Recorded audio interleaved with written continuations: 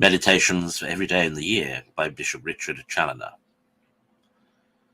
The Saturday after Ash Wednesday, on the great fast of a Christian. Consider first that the great and general fast of a Christian is to abstain from sin. This fast obliges all sorts of persons, young and old, sick and healthy, at all times and in all places. To pretend to fast and yet to go on in wilful sin is a mockery rather than a fast. What were the Pharisees the better for their fasting while their souls were corrupted with pride, covetousness, malice, and hypocrisy? Did not God reject the fast of the Jews? Isaiah, because on the days of their fasting they continue to provoke him by their customary sins? And will he be better pleased with us if we, in pretending to fast, are guilty of the like disorders? No, certainly. If then we would fast to the purpose, let the wicked man forsake his way, and the unjust man his thoughts, and let him return to the Lord, and then he will have mercy upon him. Isaiah 55:7. Consider, secondly, that the true Christian fast should not only put a restraint upon the sensual appetite in point of eating, but also extend itself to a more general mortification of every one of the senses and faculties, in and by which we have been liable to intemperance or excess.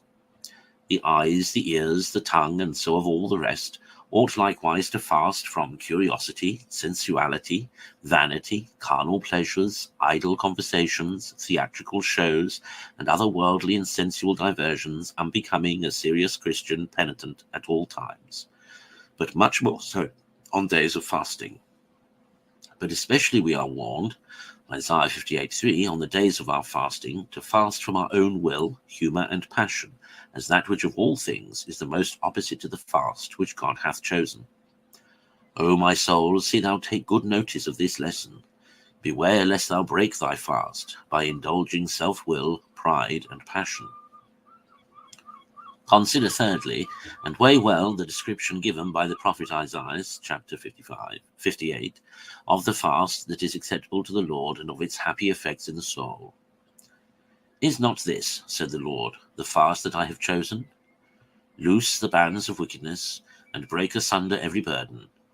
Deal thy bread to the hungry, and bring the needy and their harbourless into thy house. When thou shalt see one naked, cover him, and despise not thy own flesh. Then shall thy light break forth as the morning, and thy health shall speedily arise, and thy justice shall go before thy face. Then shalt thou call, and the Lord shall hear.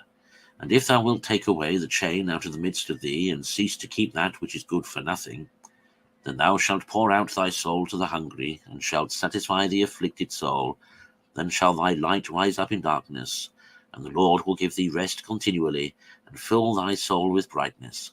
And thou shalt be like a watered garden, and like a fountain whose waters shall not fail.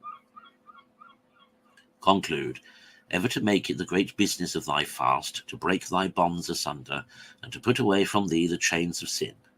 And then, by exercising works of mercy, thou thyself shalt be entitled to mercy, and to all that is good.